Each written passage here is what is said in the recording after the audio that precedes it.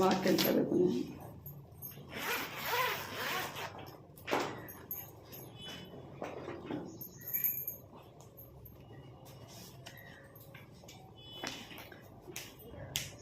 రెండో కొరింథీ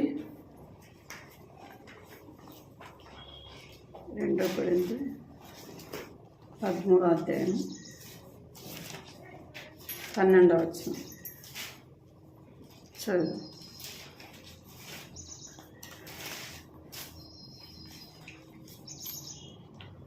కలిసి చదువుచ్చిన వాళ్ళు కలిసి చదువు. 2 కొరింథీ 13వ అధ్యాయం 12వ వచనం. పవిత్రమైన ముద్దు పెట్టుకొని ఒకరినొకరు వందనమును చేసుకొనుడి. గత వారం మనము చూస్తూ వచ్చినాం. ఏమని చూస్తూ వచ్చినామంటే ఒకరి ఏడలో ఒకరు ఏం కలిగి ఉండాలంట? ప్రేమ కలిగి ఉండాలి.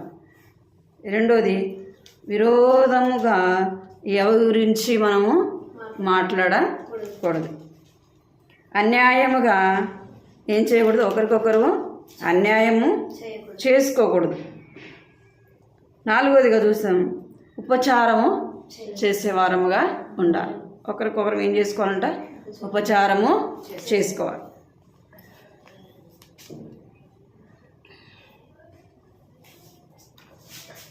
ఉపచారము చేసుకో. ఇప్పుడు చూసాము, ఒకరికొకరు పవిత్రమైన ముద్దు పెట్టుకొని ఏంటంటే ఒకరినొకరు వందనములు చేసుకొనుడి. రోమా రాసిన పత్రిక 15వ అధ్యాయము 6వ వచనం.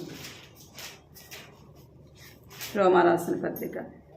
మన ప్రభువైన యేసుక్రీస్తు తండ్రి యొక్క దేవుని మహిమపరచు నిమిత్తము క్రీస్తు యేసు చిత్త ప్రకారము ఒకరినొకడు మనసు కలిగిన వారై ఉండునట్లు ఓర్పునకును ఆదరణకును కర్తయగు దేవుడు మీకు అనుగ్రహించును గాక. ఇక్కడ ఒక మాట ఉంది. ఏమనుందంటే, యేసుక్రీస్తు చిత్త ప్రకారము ఒకరితోనొకడు మనస్సు కలిసిన వారే ఉండునట్లు. ఏం కలిగి ఉండాలంట? ఒకరి మనస్సు ఒకరు కలిసిన వారే ఉండాలి. అంటే మనం కొన్నిసార్లు మన మాటలు కలుస్తాయి, కానీ ఏం కలవదు? హృదయము కలవదు. పైకి మనము మాట్లాడుతుంటాం, కానీ మన హృదయం ఎట్లా ఉంటుందంటే వ్యతిరేకంగా, మనం మాట్లాడేదానికి వ్యతిరేకంగా ఉంటుంది. అంతే వాక్యం ఏం చెప్తుందంటే, ఒకరి మనసు ఒకరు ఏం కలిగి ఉండాలంట? కలిగి ఉండాలి. ఒకరి ఎడల ఒకరు మనం ఏం కలిగి ఉండాలంటే మంచి మనస్సు కలిగి ఉండాలి. అందుకే వాక్యం చెప్తుంది, ఏమి చెప్తుందంటే క్రీస్తు యేసు మనస్సు కలిగి ఇండుడి. ఎవరి మనసు కలిగి ఉండాలంట? దేవుని మనసు కలిగి ఉండాలి. మన మనసు కాదు. మన మనసు ఏం చేస్తుందంటే మనము మోసపుచ్చుకుంటాం, ఇతరులను కూడా మోసపుచ్చేవారముగా ఉంటాం. మన మనసులో మనం కొన్నిసార్లు మేలు తలంచుతాం, కొన్నిసార్లు ఏం తలంచుతాం? కీడుని కూడా తలస్తాం. అందుకే మనం ఎవరి మనసు కలిగి ఉండాలంటే క్రీస్తు యేసు మనసు కలిగి ఉండాలి. ఆయన మనస్సు మనము కలిగి ఉన్నప్పుడు ఇతరుల ఎడల మనకేం కలిగి ఉంటుందంటే మంచి మనస్సాక్షి కలిగి ఉంటుంది. ఇతరుల ఎడల మనము ఏం కలిగి ఉంటామంటే మంచి మనస్సు కలిగిన వారముగా ఉంటాం. అందుకే ఒకరి మనసు ఒకరు ఏం కలిగి ఉండాలంటే ఒకరి ఎడల ఒకరు మనస్సు కలిగి. ఎలాగంటే ఇతరుల ఎడల మన మనసులో ఏదైనా అపార్థం ఉన్నా, ఇతరుల ఎడల మనకు వారు నష్టం కలిగించినప్పుడు మన మనసులో మనం ఎంతో బాధపడతాం కదా. అదే దేవుని ప్రేమ మనలో ఉంటే, దేవుని మనస్సు మనలో ఉంటే వారిని మనం ఏం చేస్తామంట? క్షమించేవారముగా ఉంటాం.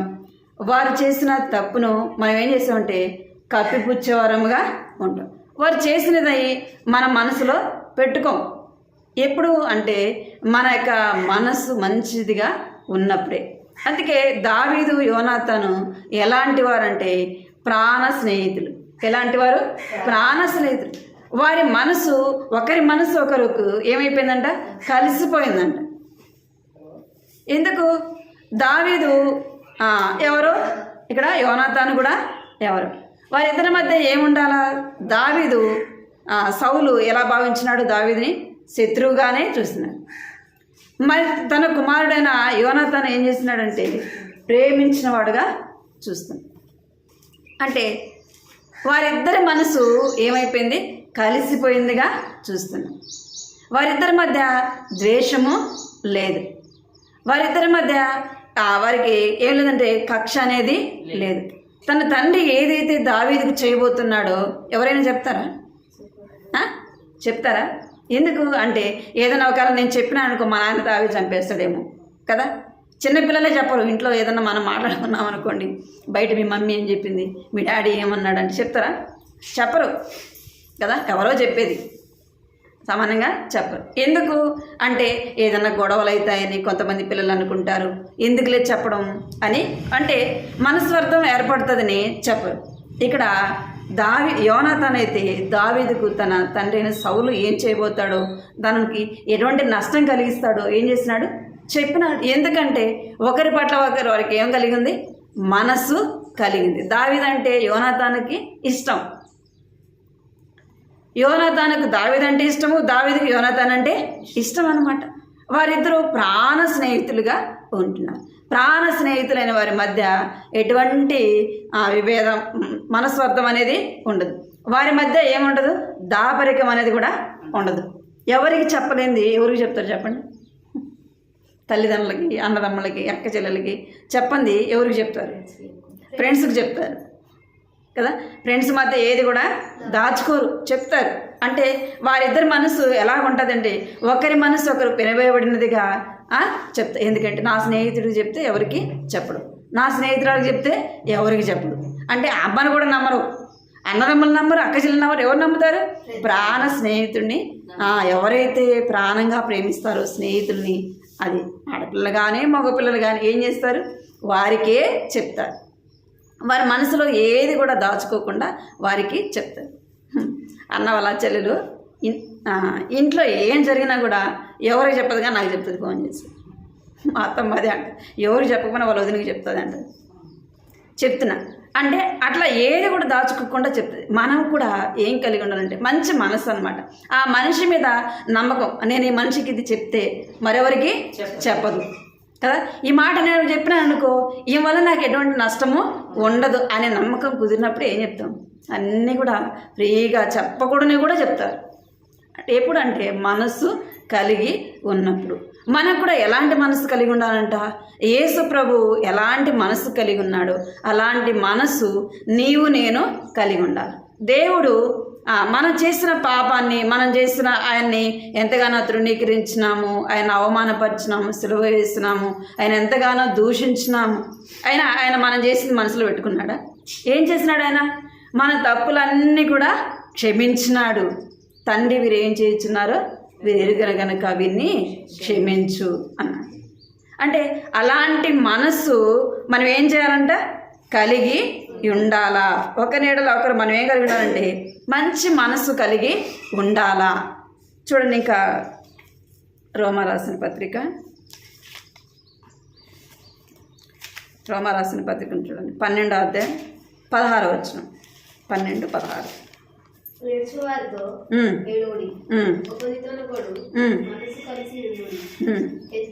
హెచ్చువాటి అందు మనసుంచిక తగ్గువాటి అందు ఆసక్తులై ఉండుడి. మీకు మీరే బుద్ధిమంతులమని అనుకోవద్దు. 12-16 చదువు. ఏడ్చువారితో ఏడుగుడి, ఒకనితోనొకడు మనసు కలిసి ఉండుడి. హెచ్చువాటి అందు మనసు ఉంచక తగ్గువాటి అందు ఆసక్తులై ఉండుడి. మీకు మీరే బుద్ధిమంతులమని అనుకునవద్దు. చాలు. ఏం చేయాలంట? ఏడు వారితో ఏడ్చుడి, ఒకరితోనొకరు మనసు కలిగి ఎన్నుడి. హెచ్చువాటి యందు మనసుంచక తగ్గువాటి యందు ఏముండాలంట? మనసు కలిగి ఉండాలి. దేవుని బిడ్డలమైన మనము ఎలా ఉండాలంటే, ఒకరు దుఃఖపడుతున్నారనుకోండి, ఏదైనా కష్టం వచ్చింది, శ్రమ వచ్చింది, బాధ వచ్చింది, ఏం చేయాలంట? వారితో కూడా ఏం చేయాలంట? ఆ బాధని, ఆ శ్రమని మనం కూడా అనుభవించాలి. అక్కడ ఏమని రాయబడింది అంటే ఏడ్చు వారితో ఏడుడి, అంటే వారి శ్రమలో మీరు కూడా పాలిభాగస్తులై ఇండుడి అని చెప్పబడుతుంది. మనం ఏం చేస్తుంటామంటే ఎవరైనా బాధపడుతుంటే మనం సంతోషించే వారంగా ఉంటాం. ఏం చేస్తుంటాం? బాగా జరిగింది, బాగా అయింది కదా, అట్టే కావాలి అని ఏం చేస్తాం? వారి ఎడల మనకి మంచి మనసు ఉండదు కాబట్టి ఏం చేస్తాం? అట్టే జరగాల, అట్టే కావాలా, బాగా జరిగింది అంటాం. అదే నిజముగా దేవుని మనస్సు మనలో ఉంటే ఏం చేస్తాం? వారి కష్టంలో ఉన్నప్పుడు, వారి బాధలో ఉన్నప్పుడు వారి దగ్గరికి వెళ్ళి ఏం చేస్తాం? వారిని ఓదారుస్తాం, వారిని ఆదరిస్తాం.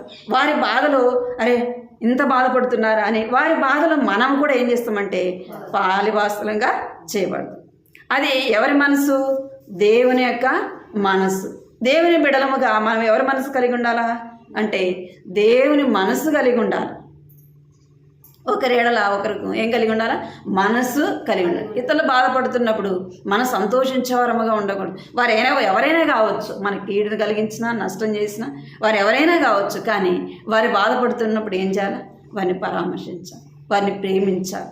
వారు దేన్ని బట్టి బాధపడుతున్నారో మన చేతనైన సహాయం మన వారికి చేసేవారముగా ఉండాలి. అది మన మంచి మనస్సు కలిగి ఉండాలి. మనము వేటి ఎందు మనసు ఉంచకూడదంట, హెచ్చు వాటి ఎందు మనసు ఉంచకూడదంట.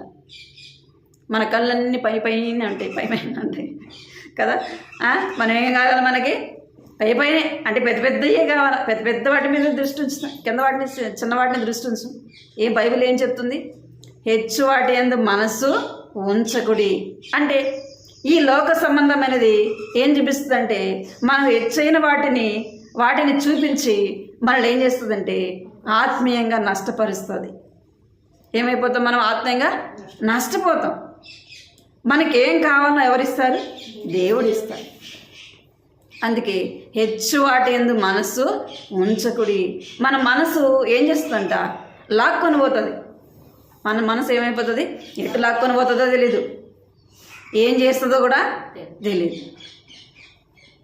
ప్రాకారమును పట్టుకున్నవాడు కంటే మనసును పట్టుకున్నవాడు బలవంతుడు.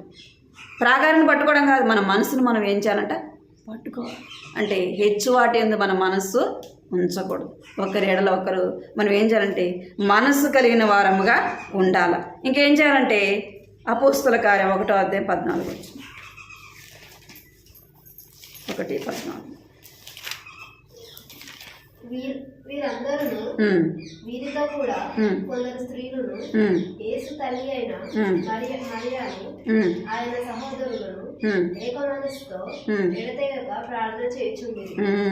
ఇంకేం చేయాలంట? ఒకరు వీరందరూ వీరితో కూడా కొందరు స్త్రీలను యేసు తల్లి అయిన మరియయు ఆయన సహోదరులను ఏక మనస్సుతో ఎడతెగక ప్రార్థన చేయుచుండిరి. ఒకరొకరు ఏం చేయాలంట? ఒకరి క్షేమం కొరకు ఒకరు మంచి మనసు కలిగి ప్రార్థన చేయాలి. అందుకే ఏకీభవించి మనము ప్రార్థించినప్పుడు జరగని కార్యం అంటూ ఉండదు. మనం ఏదైతే మన మనసు కలిగి ఏకీభవించి మనం ప్రార్థించినప్పుడు మనం ఏదైతే అడుగుతామో దాన్ని మనం ఏం చేస్తామంట? నిశ్చయముగా పొందుతాం. అందుకే మనం ఏం చేయాలంట? ఏక మనస్సుతో ప్రార్థన చేయాలి. ఏక మనస్సు అనేది అవసరం. నీదే నాదే కాదు. ఏం కలిగి ఉండాలంట? ఇద్దరము ఒకరి ఎడల ఒకరు ఏం కలిగి ఉండాలంట? మనస్సు కలిగిన వారముగా ఉండాలా. ఏకీభవించి ప్రార్థించే వారముగా ఉండాలా. 1 తెస్సలోనిక చూడండి 5వ అధ్యాయము 15వ వచనం. 1 తెస్సలోనిక 5:15. ఎవడను కీడునకు బ్రతికిడు ఎవరికైనా చేయకుండా చూసుకొనుడి. మీరు ఒకరి ఎడల ఒకడును మనుషులందరి ఎడలను ఎల్లప్పుడూ మేలైన దానిని అనుసరించి నడుచుకొనుడి. చాలు. ఏం కలిగి ఉండాలంట? ఒకరి ఎడలగుడు మనుషులందరి ఎడలను ఎల్లప్పుడూ మేలైన దానినే అనుసరించాలి, మేలైన దాన్నే చేయాలంట. మనుషులందరి ఎడల మనం ఏం చేయాలి? మేలే చేయాలి. కీడు ఎప్పుడు కూడా చేయకూడదు. ఒకవేళ మేలు చేయటం మనకు చేత కాకపోతే మనం ఏం చేయాలి? గమ్మగైనా ఉండాలి, కానీ కీడైతే చేయకూడదు. ఎప్పుడు చెప్తున్నా అంటే మనుషులందరి ఎడల ఎల్లప్పుడూ, ఏదో ఒకసారి 2 సార్లు కాదు. ఎప్పుడంట? ఎల్లప్పుడూ కూడా మనం ఏం చేయాలంటే మేలు చేసేవారముగా ఉండాలి. కొన్నిసార్లు మన మనసులో ఏముంటుందంటే ఇతరుల మేలును మనం ఓర్వలేని వారముగా ఉంటాం. ఏం చేయలేము? ఇతరుల మేలు చూసి ఓర్వలేని స్థితిలో ఉంటాం. అలాగా ఉండకూడదు. దేవుడు వారికి ఇచ్చాడు, వారు సంతోషిస్తున్నారు. ఒకవేళ మనకు కష్టంలో ఉండొచ్చు, దుఃఖంలో ఉండొచ్చు, బాధలో ఉండొచ్చు. దేవుడు ఏం చేస్తాడు? ఒకానొక దినాన మనం దుఃఖపడుతున్న మనల్ని కూడా దేవుడు ఏం చేస్తాడంటే జ్ఞాపకం చేసుకుని మన దుఃఖాన్ని ఏం చేస్తాడు? ఆయన తీసివేస్తాడు. ఇతరుల మేలును మనము కోరేవారముగా ఉండాలి. ఇతరుల మేలుగా మనము కోరేవారముగా ఉన్నప్పుడు వారి మేలే, వారి క్షేమమే మన క్షేమానికి దేవుడు ఏం చేస్తాడు? ఆధారము చేస్తాడు. ఒకరి ఎడల ఏం కలిగి ఉండాలంటే మనం మనసు కలిగి ఉండాలా. రెండోది, మొదటిదిగా ఏమంట? ఒకరి ఎడల ఒకరు మనము ఏం కలిగి ఉండాలా? మనస్సు కలిగి ఉండాలి. రెండోది చూద్దాము. రోమా రాసిన పత్రిక 15వ అధ్యాయం 7వ వచనం చూడండి. కాబట్టి క్రీస్తు మిమ్మును చేర్చుకొనిన ప్రకారం దేవునికి మహిమ కలుగునట్లు మీరును ఒకరినొకరు చేర్చుకోండి. ఏమని రాయబడింది అక్కడ అంటే, కాబట్టి క్రీస్తు మిమ్మును చేర్చుకున్న ప్రకారము దేవునికి మహిమ కలిగినట్లు మీరును ఒకరినొకడు చేర్చుకొనుడి. యేసుప్రభు మనల్ని ఏం చేస్తున్నాడంటే ఆయన చేర్చుకున్నాడు కదా. మనలని ఆయన దిక్కు మొక్కు లేని మనలని కదా, నెమ్మది లేని మనకు, సంతోషం లేని మనము, ఈ లోకంలో పాపంలో కొట్టిమిట్లాడుతున్న మనకు, ఆదరణ లేని మనకు ఆయన ఏం చేసినాడంట? చేర్చుకున్నాడు. ఎవరు దిక్కు లేని వారిని చేర్చుకొని ఒక ముద్ద అన్నం పెట్టి గ్లాస్ నీళ్ళు ఇస్తే ఎట్లుంటుంది? ఎట్లుంటుందంటే ఎంతో ఆదరణ కదా. ఆ సమయాన్ని బట్టి ఏమొస్తుంది? వాళ్ళకి ఎంతో ఆదరణ వస్తుంది, ఎంతో నెమ్మది వస్తుంది. మనం భయపడొద్దులే, నేనుండా, నువ్వు ఉండు, మా దగ్గర ఉండు అంటే వారికి ఎంత ఆదరణ కలుగుతుంది అసలుకి. అందుకే ఏం చేయాలంట? క్రీస్తు మిమ్మల్ని చేర్చుకున్న ప్రకారం మీరు కూడా ఏం చేయాలంట? ఒకరినొకరు చేర్చుకొనుడి. దేవుడు మనను ఎలాగ చేర్చుకున్నాడు, మనం కూడా అలాగ ఏం చేయాలంట? ఇతరులను చేర్చుకోవాలి. ఇతరులను చేర్చుకోవాలంటే అందరిని చేర్చుకోమని కాదు. ఎవరిని చేర్చుకోవాలంటే దైవబిడ్డలైన వారిని, ఎవరైతే వాళ్ళ పరిస్థితులను బట్టి మనం ఏం చేసుకోవాలా? వారిని చేర్చుకోవాలా, వారిని ఆదరించాలా, వారికి తగిన సహాయము చేయాలి. మనల్ని దేవుడు చేర్చుకున్నాడు. చేర్చుకొని ఆదరణ లేని మనకేమి ఇచ్చినాడు? ఆయన ఆదరణ ఇచ్చినాడు. నెమ్మది లేని మనకి ఆయన నెమ్మది ఇచ్చినాడు. ఎలాగ చేర్చుకున్నాడంటే లూకాసు వార్తలో చూడండి, 19వ అధ్యాయం 15వ అధ్యాయం చూడండి. లూకాసు వార్త 15వ అధ్యాయం 19వ వచనం. ఇక మీదట నీ కుమారుడనని అని అనిపించుకొనుటకు యోగ్యుడను కాను. నన్ను నీ కూలివారిలో ఒకరిగా పెట్టుకోమని అతనితో చెప్పాడు. చెప్పదనుకోనని లేచి తండ్రి యొద్దకు వచ్చాను. చాలు. ఏమంట ఇక్కడ? తప్పిపోయిన కుమారుని జ్ఞాపకము చేయబడుతుంది. తప్పిపోయిన కుమారుడు ఏం చేస్తున్నాడండి? తనకు రావాల్సిన ఆస్తి వాటా అంతా తీసుకుని కూడా వెళ్ళిపోయినాడు. ఇప్పుడు తండ్రి ఇంటిలో తను ఉండటానికి తనకు ఎటువంటి యోగ్యత లేదు. ఎందుకంటే ఆస్తి మొత్తము తీసుకొని పోయినాడు. తండ్రిని ఏం చేస్తూ వచ్చినంటే తృణీకరించి తండ్రి దగ్గర నుంచి వెళ్ళిపోయినాడు. నిజముగా తండ్రిని ప్రేమించేవాడు, తండ్రికి విధేయత చూపేవాడు, తండ్రి మాట వినేవాడైతే ఏం చేసిండేవాడు? తండ్రిని హత్తుకొని ఉండేవాడు. తండ్రి వద్దనుకొని తను ఏం చేస్తూ వచ్చినాడు? వెళ్ళిపోయినాడు. అలాంటి వాడిని మరలా తండ్రి రాణిస్తాడు? చెప్పండి. పోయినాడు, ఆస్తి పోయినాడు, ఒట్టిగా పోలే. ఏం పోయినాడు? ఆస్తి మొత్తము తీసుకొని పోయినాడు. తీసుకొని పోయినాక మరలా వచ్చినాడు. బుద్ధి వచ్చినప్పుడు ఏం చేసినాడంట? మరలా తండ్రి వద్దకి వచ్చినాడు. తండ్రి నీ కుమారుని అనిపించుటకు నేను యోగ్యుడని కాను అని తన తప్పు తను తెలుసుకున్నాడు. తనని ప్రేమించాల్సిన అవసరం ఏముంది?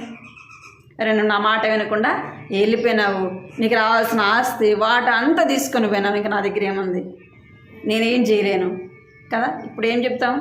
అదే చెప్తారు తల్లిదండ్రులు ఏదైనా తప్పు చేస్తే. నా వల్ల ఏం కాదు నాయన, నేనేం చేయలేను కదా, నీ ఇష్టం, మరి నువ్వు ఎడన్న బతుకు అని చెప్తారు. ఇక్కడ ఈ తండ్రి అయితే ఏం చేసినాడంట? కుమారుడు దూరముగా ఉన్నప్పుడే చూసినాడంటే పాప రోజు ఎదురు చూసేవాడేమో కదా. ఆ మాటను బట్టి మనం చూస్తే రోజు నా కుమారుడు వస్తాడని ఏం చేసేవాడు? ఎదురు చూస్తూ ఉండు. దూరంగా చూస్తున్నాడు. దూరంగా చూడంగానే ఈ తండ్రి కూడా ఏం చేస్తున్నాడంట? పరిగెత్తి మెడ మీద పడి ఏం చేస్తున్నాడు? ముద్దు పెట్టుకున్నాడు. ఏం చేస్తున్నాడంటే వెంటనే మన వస్త్రాలు తీసివేస్తున్నాడు. 22వ వచనం చదవండి అన్నమాట. అయితే తండ్రి తన దాసులను చూచి ప్రశస్త వస్త్రము త్వరగా తెచ్చి వీనికి కట్టి వీని చేతికి ఉంగరం పెట్టి పాదములకు చెప్పులు తొడిగించుడి. చాలు. ఏం చేస్తున్నాడంట? తండ్రి ప్రేమ ఎలాగా ఉందో చూడండి. తండ్రి కుమారుని ఎలాగ చేర్చుకుంటున్నాడు. ఏదో చేర్చుకొని ఒప్పక కాదు. ఏం చేస్తున్నాడు? ఇష్టం ఉండేలాగా చేస్తున్నాడా? వీడు మొత్తం తీసుకెళ్ళినాడు. ఈయన చేర్చుకునేది ఏంది? ఒక చేర్చుకున్నా కానీ వీడికి అన్నం పెట్టేదే ఎక్కువ కదా. అవన్నీ ఎందుకు అనుకున్నాడా? లేదు. ఏమనుకున్నాడంటే ఆ తండ్రి కుమారుని మీద పడి ఏం చేసినంటే ముద్దు పెట్టుకున్నాడు. త్వరగా దాసులను పిలిచినాడు. మీరు ప్రశస్తమైన వస్త్రాన్ని తీసుకొని రండి, వాడికి స్నానం చేయించండి, మంచి బట్టలు వేయండి. ఇంకేం చేసినాడంట? చెప్పులు పెట్టినాడు, ఉంగరం పెట్టినాడు కదా. ఏమేం పెట్టాలనుకున్నాడు అవన్నీ కూడా కుమారునికి తిరిగి తన అధికారాన్ని కుమారుడికి ఏం చేస్తూ వచ్చినాడు? ఇచ్చినాడు. అంటే తండ్రి కుమారుని ఏం చేస్తూ వచ్చినాడు? చేర్చుకుంటూ వచ్చినాడు. మన తండ్రి అయిన దేవుడు కూడా మనము ఇష్టానుసారంగా తిరుగుచూ ఉన్న మనలని కదా, ఎన్నోసార్లు అవిధేయత చూపించిన మనలని కదా, ఎన్నోసార్లు తిరుగుబాటు చేసిన మనలని, ఆయన పిలుపుకు లోబడకుండా ఉన్న మనలని ఆయన ఏం చేస్తున్నాడంట? చేర్చుకుంటున్నాడు. నా యొద్దకు రండి అని ఆయన ఏం చేస్తున్నాడంటే పిలుస్తున్నాడు. ఆయన వద్దకు వచ్చి వారిని ఏం చేస్తున్నాడంట? చేర్చుకుంటున్నాడు. మనల్ని ఆయన ఏం చేస్తున్నాడంట? చేర్చబడిన మనము, ఆదరణ లేని మనము, ఇప్పుడు మనకి ఏముంది? దేవుని ఇల్లు ఉంది. తండ్రి అయిన దేవుడు మనకు ఉన్నాడు. ఇప్పుడు మనకు ఒక ధైర్యం ఏది?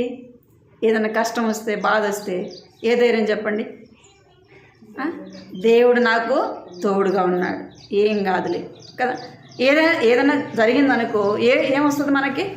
దేవుడే సహాయం చేస్తాడు, దేవుడే చూసుకుంటాడు అని ఒక ధైర్యం కదా. తండ్రి తల్లి బిడ్డలు పిల్లల దగ్గర ఉన్నప్పుడు పిల్లలకు ఒక ధైర్యం, మా అమ్మ ఉందిలే, మా నాన్న ఉందిలే. ఇప్పుడు మనకెవరు ధైర్యం? దేవుడే. ఎలాంటి పరిస్థితి అయినా దేవుడు నాకు తోడుగా ఉన్నాడు అనే ఒక ధైర్యం. మరి అటువంటి ఆదరణ పొందిన మనం ఏం చేయాలంట? ఇతరులని చేర్చుకోవాలి. ఎవరిని బట్టి? దేవుని ప్రేమను బట్టి చేర్చుకోవాలి. దేవుని ప్రేమను బట్టి వారిని చేర్చుకున్నప్పుడు వారు కూడా ఏం చేస్తారంటే దేవుని సన్నిధికి వచ్చేవారుగా ఉంటారు. అపోస్తుల కార్యం చూడండి. అపోస్తుల కార్యం 15:4. వారు యెరూషలేమునకు రాగా సంఘం వారును అపోస్తలులను పెద్దలను వారిని చేర్చుకొని దేవుడు తమకు తోడయ్యుండి చేసినవన్నీ వారు వివరించిరి. ఏం చేశారంట? చేర్చుకున్నారంట. యెరూషలేముకు వాళ్ళు రాగానే వారిని యెరూషలేమునకు రాగా సంఘం వారిని అపోస్తలులను పెద్దలను వారు చేర్చుకుని దేవుడు తమకు తోడైనవి చేసినవన్నీ కూడా వివరించింది. మనం కూడా ఏం చేయాలంటే ఇతరుని ఎటువంటి కష్టాల్లో ఉన్న, బాధలో ఉన్న, ఆదరణ లేని వారిని మనం ఏం చేయాలంటే చేర్చుకోవాలా. వారికి ఏం చేయాలంటే దేవుని ప్రేమను వారికి ఏం చేయాలా? తెలియచేయాలి. దేవుడు మనకు ఎలాగ తోడై ఉన్నాడు, మన ఎడల ఆయన ఎన్ని గొప్ప కార్యాలు చేశాడు అవి మనం వారికి ఏం చేయాలంట? వివరించి చెప్పినప్పుడు వారి హృదయాల్లో ఏమవుతుంది? కార్యము జరుగుతుంది. అవును కదా, దేవుడు వారికి తోడై ఉన్నాడు కదా. వారికి సహాయం చేసిన దేవుడు నాకు చేయడా కదా. వారికి సహాయం చేసిన దేవుడు నాకు చేయడా, వారికి తోడైన దేవుడు నాకు తోడై ఉండడా అని వారు ఏం చేస్తారు అంటే వారు కూడా దేవుని యందు విశ్వాసం ఉంచేవారుగా ఉంటారు. ఒకరినొకరు మనం ఏం చేయాలంట? చేర్చుకునే వారముగా ఉండాలి. రెండోది. మూడోదిగా చూస్తే మనము చూడండి, రోమా రాసిన పత్రిక 15:14. రోమా 10. విశ్వసించిన వారికి ఎట్లు ప్రార్థన చేయుదురు?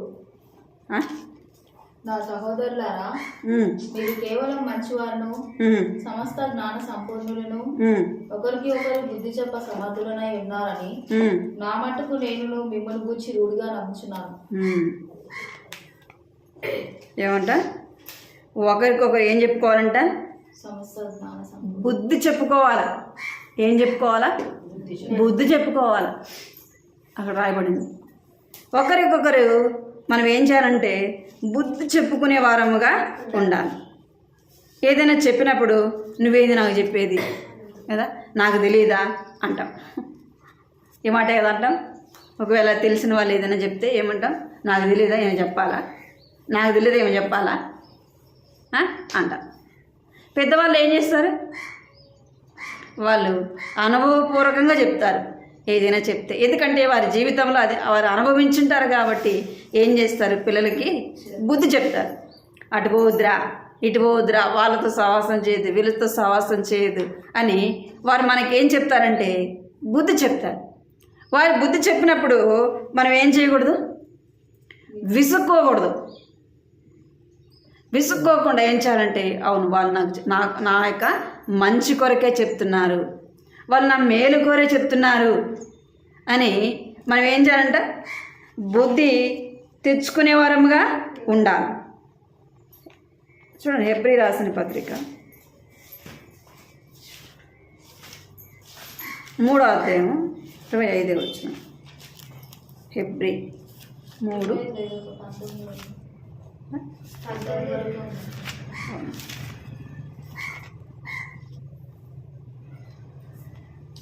5 కాదు 3వ అధ్యాయం 5వ వచనం. ముందు చెప్పబో సంగతులకు సాక్షాత్కారంగా మోషే పరిచారకుడై ఉండి దేవుని ఇల్లంతటిలో నమ్మకంగా ఉండేది. అయితే క్రీస్తు కుమారుడై ఉండి ఆయన ఇంటి మీద నమ్మకంగా ఉన్నాడు. ధైర్యంలో నిరీక్షణ వలన 3:15 నేడు మీరు ఆయన శబ్దమును వినిన ఎడల కోపం పుట్టించినప్పటి వలె మీ హృదయములను కఠినపరచుకొనకూడని ఆయన చెప్పాడు కనుక పాపం వలన కలిగి భ్రమ చేత మీలో ఎవరైనా కఠినపరచబడకుండానట్లు నేడు అనబడు సమయం ఉండగానే ప్రతి దినమును ఒకరికొకరు బుద్ధి చెప్పుకుని ఏలయనగా మొదట నుండి మనకున్న దృఢ విశ్వాసము అంతం మట్టుకు గట్టిగా చేపట్టిన ఎడలనే క్రీస్తులో పాలువారమై ఉంది. చాలు. ఏం చేయాలంట? ప్రతిదినము ఒకరికొకడు బుద్ధి చెప్పుకొనుడి. ఎందుకు అంటే మన హృదయాన్ని ఏం చేయకూడదంట? కఠినపరుచుకోకూడదు. అక్కడ రాయబడింది కదా, ఏం చేయకూడదంట? మీలో ఎవడనో కఠినపరుచుకోకుండానట్టు నేడు అనబడు సమయం ఉండగానే. ఏదైనా జరిగినాక మంచి చెప్తే ఉపయోగపడుతుందా? ఏదైనా ప్రమాదం జరుగుతుంది, తల్లిదండ్రులు చెప్తారు, లేదా పెద్దలు చూసేవాళ్ళు చెప్తారు, అలాగ వెళ్ళకూడదు, అది చేయకూడదు, ఇది చేయకూడదు అని చెప్తారు. కొంతమంది ఏం చేస్తారు? నువ్వేంది నాకు చెప్పేది దుడుసుగా వెళ్తారు. వచ్చినాక వారికి మనం చెప్తే ఏమైనా ఉపయోగపడుతుంది? అది అరే అని వాడికి పోకుంటే బాగుండేది కదా, నువ్వు అది చేయకుంటే బాగుండేది కదా అని చెప్తే వాడు ఏమంటాడు? నేను పోకముందే చెప్పాల్సిందే కదా అంటాడు. నేను ముందు పోకముందే చెప్తే నాకు బాగుండేది కదా అంటే సమయం ఉండగానే ప్రతిదినం ఏం చేయాలంట? ఒకరికొకరు బుద్ధి చెప్పుకోవాలి.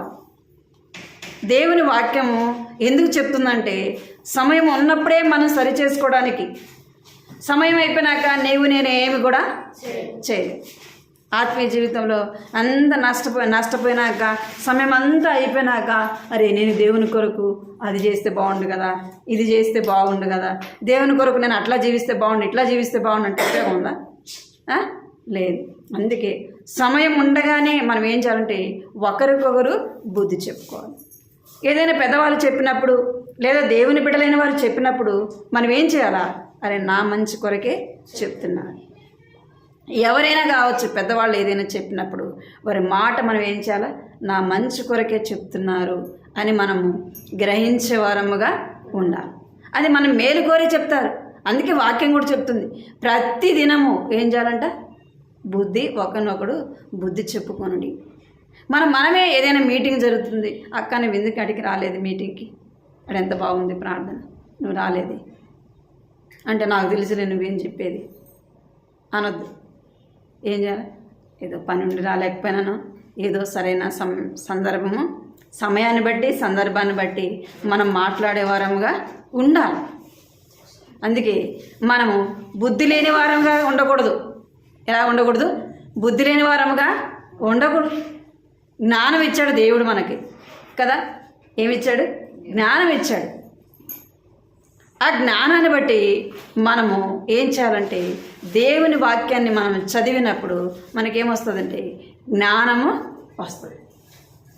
ఎవరైనా చెప్పినప్పుడు ఆ మాటకు మనము లోబడతాం, విధేయత చూపిస్తాం. దేవుని వాక్యం తెలియకుండా మనం మూర్ఖంగా నడుచుకున్నాం, మనం ఎవరు చెప్పినా దాని ద్వారా మనము ఎంతో నష్టపోతాం.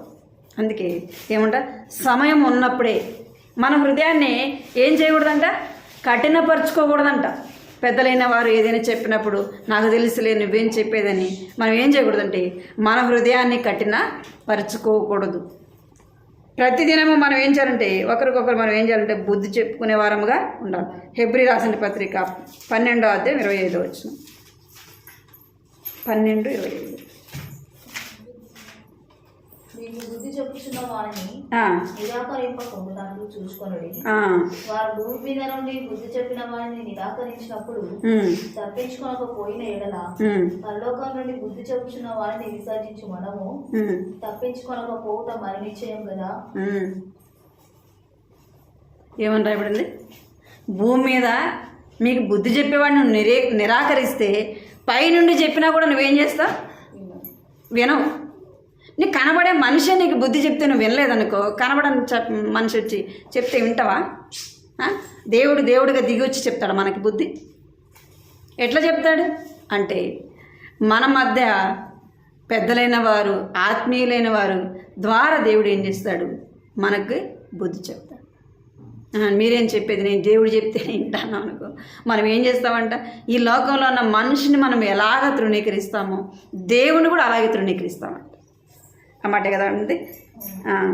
ఏం చేస్తామంటే బుద్ధి చెప్పు వాడిని నిరాకరింపవద్దు. ఒకవేళ నువ్వు ఆ మనిషి నువ్వు నిరాకరించినావు అనుకో, నీకు రాబోయే ఒక ఉగ్రత కావచ్చు, కీడు కావచ్చు, నష్టం కావచ్చు, నువ్వు తప్పించుకుంటావా? తప్పించుకో. అందుకే చెప్తున్నాడు, ఒకరికొకరు మనం ఏం చెప్పాలంట, బుద్ధి చెప్పుకోవాలి. 1 తెస్సలోనిక 5:5.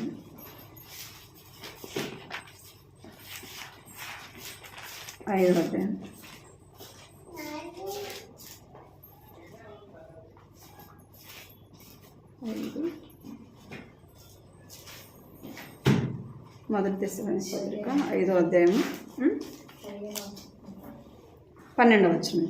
5:12.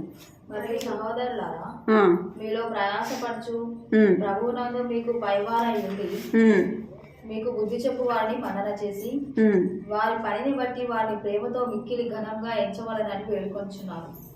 ఏమంటున్నాడు? మరియు సహోదరులారా, మీలో ప్రయాసపడి ప్రభునందు మీకు పైనున్నవారై ఉండి మీకు బుద్ధి చెప్పు వారిని మన్నన చేసి. ఎందుకంటే ఏమని చెప్పబడుతుంటే ప్రయాసపడి. ఎందుకు ప్రయాసపడతాం అంటే ఆత్మీయులైన వారు ఎందుకు ప్రయాసపడతారు అంటే దేవుని బిడ్డలైన వారు ఎక్కడ కూడా నష్టపోకూడదు, లోకంలో కలవకూడదు. మీరు మందిరానికి రాలేదంటే మీకు బాధ ఉంటుందో ఉండదో నాకైతే తెలియదు, కానీ మాకు బాధ ఉంటుంది. ఒక్కరు రాలేదనుకో, అక్క రాలేదే ఎందుకు రాలే ఇంకా 2 వారాలు లేదనుకో, ఇంకా టెన్షన్ ఎక్కువవుతుంది. మీరు నమ్ముతారు, నేను పూర్తిగా చెప్పట్లేదు, కానీ సేవకులైన వారు బాధపడతారు. అరే అక్క ఎందుకు రాలే, అన్న ఎందుకు రాలే అని.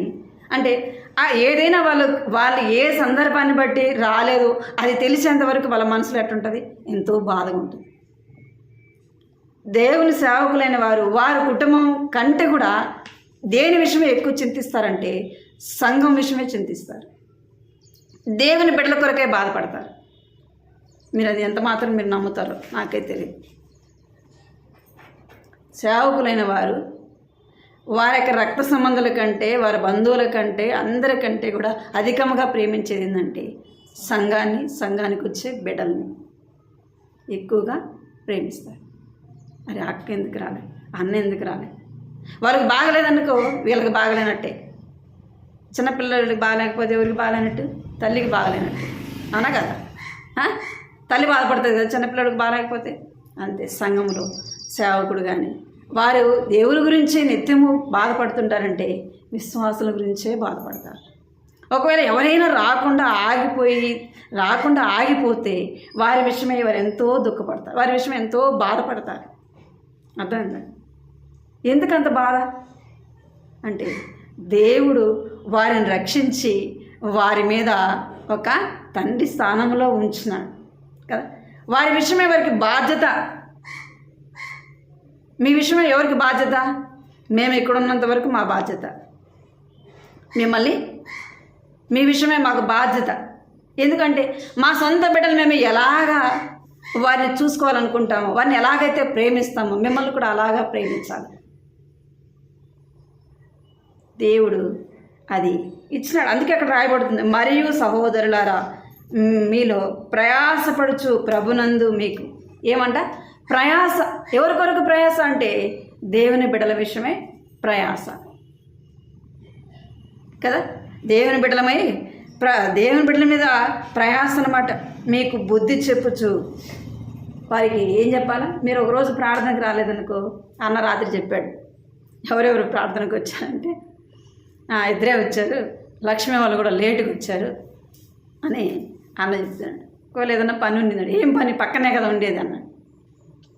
ఎందుకు చెప్తున్నానంటే బాధ, ఎందుకు రాలేదు, పక్కనే ఉండాలి కదా, సరైన సమయానికి ఎందుకు రాలేదు, వాళ్ళు ఎందుకు రాలేదు, వీళ్ళు ఎందుకు రాలేదు, పనులకి వెళ్తున్నారు కదా, దేవునింటికి కూడా వస్తే దేవునింట్లో ఆశీర్వాదం కదా మనం రోజంతా ప్రయాసపడతాం, పని చేస్తాం. నువ్వు అదే 1 గంట ప్రార్థన ఉన్నప్పుడు దేవునింటికి వస్తే ఎంత నెమ్మది. మీరు రాకపోతే మాకేమైనా నష్టమా? మీరు రావడం వల్ల మాకేమైనా కిరీటమా? లేదు.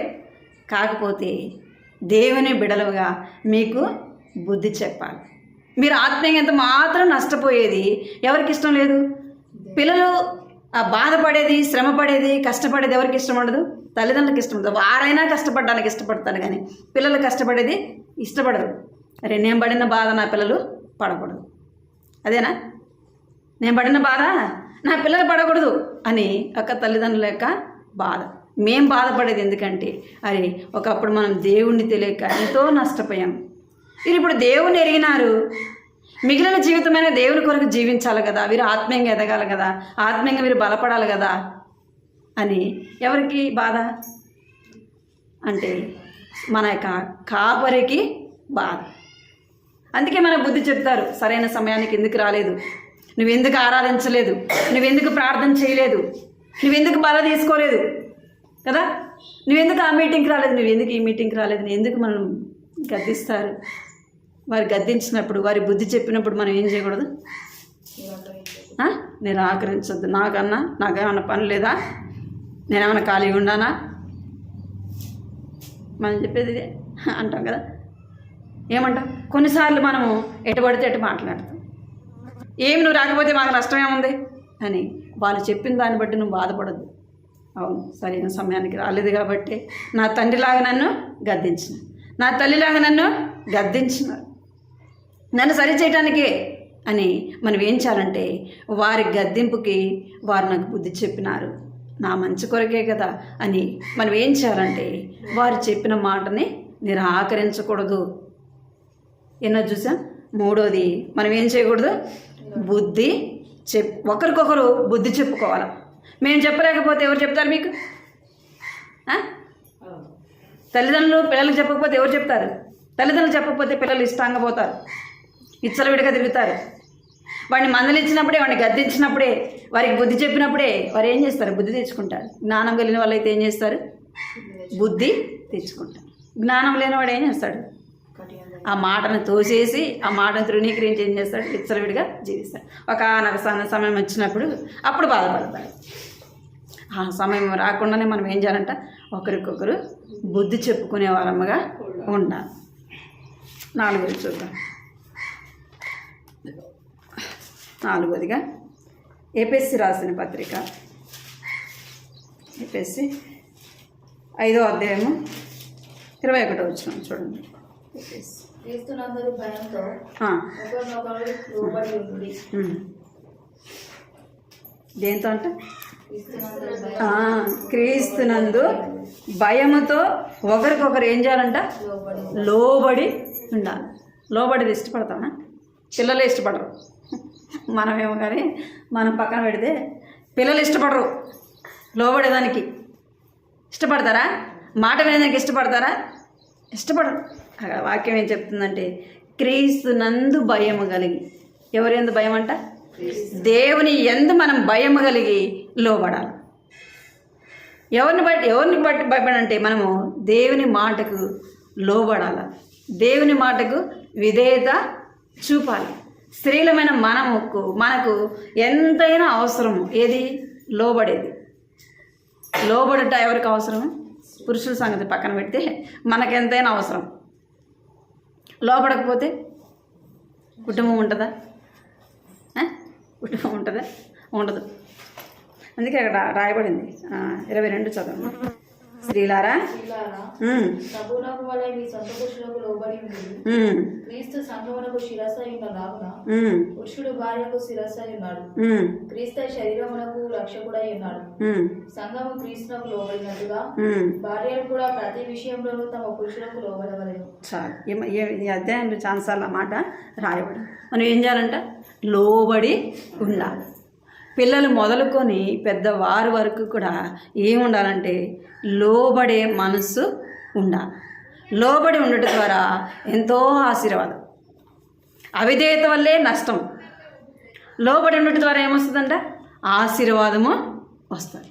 మనము క్రీస్తునందు భయం కలిగి మనం ఏం చేయాలంటే లోబడాలి. ప్రభువు వలె మీ సొంత పురుషులకు లోబడి ఉండుడి. క్రీస్తు సంఘమునకు శిరసై ఉన్నాడు కనుక పురుషుడు భార్యకు శిరసై ఉన్నాడు. మనము దేవుని బిడ్డలైన వారికి లోబడాలి. మన కుటుంబంలో లోబడాలి. భర్తకి, పెద్దలైన వారికి మనం ఏం చేయాలా? లోబడి ఉండాలి. నీ మాట నేను వినేది ఏంది, నువ్వు చెప్పింది నేను చేసేది ఏంది అని అనకూడదు. ఏం చేయాలంట? లోబడి ఉండాలి. లోబడి ఉండటం ద్వారానే మనకెంతైనా మేలు, మనకెంతైనా క్షేమము. మనం క్రీస్తునందు భయము కలిగి ఒకరికొకరు ఏం చేయాలంటే లోబడే వారముగా లోబడి ఉండాలా. లోబడినప్పుడే మనకు ఆశీర్వాదం. చూడండి లూకా సువార్త 10వ అధ్యాయం 6వ వచనం, 10 అధ్యాయము 16వ వచనం, 10-16. మీ మాట వినువాడు నా మాట వినును, మిమ్మల్ని నిరాకరించువాడు నన్ను నిరాకరించును, నన్ను నిరాకరించువాడు నన్ను పంపిన వాడిని నిరాకరించును. ఏమంట? ఏమని రాయబడింది? మీ మాట వినువాడు నా మాట విను. నువ్వు దేవుని సేవకులకే, పెద్దలైన వారికే లోబడకపోతే ఎవరిని తృణీకరిస్తావంట? యేసు ప్రభుని, తండ్రి అయిన దేవుని తృణీకరిస్తామంట. ఆయన పంపిన కుమారుని కూడా మనం ఏం చేస్తామంట? తృణీకరించే వారముగా ఉంటాం. ఆయన మాట విని మనము లోబడినప్పుడు ఎవరికి లోబడతామంట? మనము మన కుటుంబంలో మనం లోబడిది నేర్చుకున్నప్పుడు ఎవరికి లోబడతాం? మొదట తల్లిదండ్రులైన వారికి లోబడినప్పుడు మనం బయట అత్తగారింటికి వెళ్ళినప్పుడు ఏం చేస్తాం? వారికి లోబడతాం కదా. కుటుంబంలో తల్లిదండ్రుల దగ్గర వాళ్ళకు లోబడినప్పుడు మనం బయటకు వెళ్తే లోబడతామా? లోబడం. అందుకే చెప్పబడింది మనం ఏం చేయాలంటే మీరు నా మాట విని ఏం చేయాలంటే లోబడే వారముగా ఉండాలా. మనం ఏం చేయకూడదంటే తృణీకరించే వారముగా ఉండకూడదు. లోబడే మనసు మనము కలిగి ఉండాలి. చిన్నలమైన పెద్దలమైన దేవుని బిడ్డలైన వారి మాటకి మనము లోబడాల, విధేయత అనేది చూపాలి. ఇంకా చూస్తే చూడండి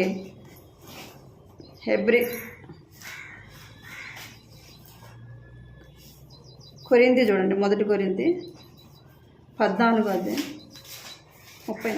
1 కొరింథీ 14:34. స్త్రీలు సంఘంలో మౌనంగా ఉండవలేను, వారు లోబడి ఉండవలసినదే గాని మాటలాడుటకు వారికి సెలవు లేదు. చాలు. ఏం చేయాలంట? లోబడి ఉండాలి. ఎక్కడైనా సరే కుటుంబంలో లోబడి ఉండాలి, బయటికి వెళ్ళినప్పుడు లోబడి ఉండాలి. మనం ఎక్కడున్నా కానీ లోబడి ఉండటం ద్వారా మనకు అది ఎంతైనా క్షేమము, అది ఎంతైనా మనకు మేలు. అందుకే మొదటి పేతురు చూడండి, 3వ అధ్యాయం మాట చాలు, 3వ అధ్యాయం 5-6 వచనాలు.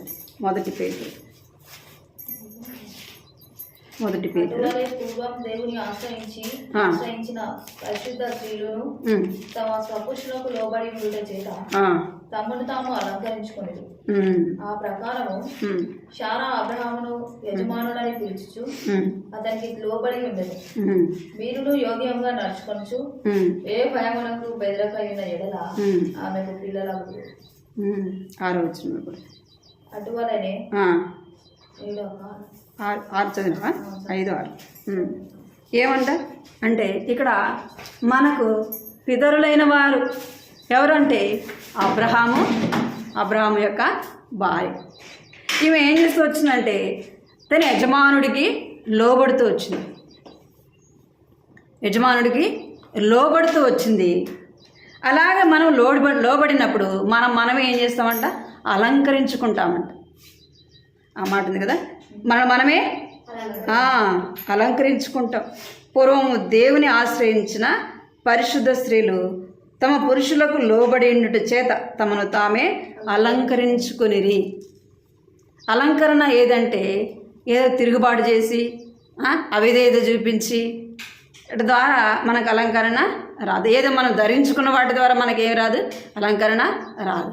ఎప్పుడు వస్తుందంటే లోబడినప్పుడు, విధేయత చూపినప్పుడు మనకేముంటుందంటే అలంకరణగా ఉంటుంది. అందుకే అబ్రహాము ఎవరికి లోబడినాడు? దేవునికి లోబడినాడు. అబ్రహాము భార్య ఎవరికి లోబడింది? తన భర్తకి లోబడింది. ఇసాక ఎవరికి లోబడినాడు? ఎక్కడి నుంచి వచ్చింది? అబ్రహాము నుంచి వచ్చింది. ఒకరి తర్వాత ఒకరికొకరు ఏమవుతారంట? లోబడుతున్నారు. అబ్రహాం ఏమో దేవునికి లోబడినాడు, భార్య ఏమో తన భర్తకు లోబడింది, కుమారుడేమో తల్లిదండ్రులకి లోబడుతున్నాడు. ఒకరికొకరు లోబడు అంటే అలా ఒకరికి మనం పెద్దలుగా మనము దేవునికి మన మీద పెద్దలుగా నియమింపబడిన వారికి మనం ఏం చేయాలి? విధేయత చూపాలి, వారికి లోబడాలి. మన పిల్లలు మనం చూసి నేర్చుకుంటారు. అరే మా అమ్మ వారి మాట ఎంత వింటుంది, వారికి లోబడింది, నేను కూడా ఏం చేయాలి అలాగే చేయాలేమో అని ఏం చేస్తారు? అలాగే నేర్చుకుంటారు. మనం ఏం చేయాలంట? లోబడి ఉండాలి. 4 చూస్తూ వచ్చినాం. ఏం కలిగి ఉండాలంట? ఒకరికొకరు మనం మనసు కలిగి ఉండాలి. రెండోది ఒకరిని మనం ఏం చేయాలంట? చేర్చుకునే వారముగా ఉండాలి. మూడోది ఒకరికొకరు మనం ఏం చెప్పుకోవాలంట? బుద్ధి చెప్పుకోవాలి. 4వది ఒకరికొకరు మనమే కాదు, నేను దేవునికి లోబడతా కాదు, ఎవరికి? ఒకరికొకరు లోబడాలి. నేను మీకు మీరు ఏదైనా చెప్పినప్పుడు మీ మాటకి నేనేం చేయాలా? లోబడాలి. నేను ఏదైనా చెప్పినప్పుడు మీరేం చేయాలా? నా మాటకి లోబడాలి. అప్పుడు మనం ఎవరికి విధేయత చెప్పిన వారం అవుతామంటే దేవునికి విధేయత చెప్పినాం. తండ్రి అయిన దేవునికి కూడా కుమారుడైన యేసు ప్రభు ఆయన మాటకు లోబడినాడు కదా. నువ్వు లోకంలోకి వెళ్ళమన్నాడు, వచ్చినాడు కదా. ఎట్లా వచ్చినాడు అంటే ఆయన ఈ లోకంలో ఎంతో సాధారణమైన వ్యక్తిగా జన్మించినాడు కదా. ఏమీ లేనివాడుగా వచ్చినాడు. ఆయన ధనవంతుడు కదా, నేను ధనవంతుడిగానే పోతాను ఆయన అని చెప్పొచ్చు కదా. అనలే. ఏం చేసినాడు? తండ్రికి లోబడాడు. తను తాను తగ్గించుకోమంటే తాను ఏం చేస్తున్నాడంటే తగ్గించుకున్నాడు, రిక్తుడిగా చేయబడినాడు. సిలువ మరణం పొందినంతగా ఏం చేస్తూ వచ్చినాడు? తండ్రికి లోబడుతూ వచ్చినాడు. అలాగా మనం కూడా ఏం చేయాలంట? ఒకరికొకరము లోబడే వారముగా ఉండాలి. దేవుని బట్టి అంటే యేసు ప్రభువును బట్టి మనం దేవుని నమ్మినాము కనుక, దేవుని బిడ్డలము కనుక మనం ఏం చేయాలంట? ఒకరికి ఒకరము లోబడాలి. దేవుడు ఈ 4 గంటల విషయాల్లో మనం ఆత్మీయంగా బలపడినట్లుగా మనకు సహాయం చేయనట్టు ప్రార్థన చేసుకున్నాం.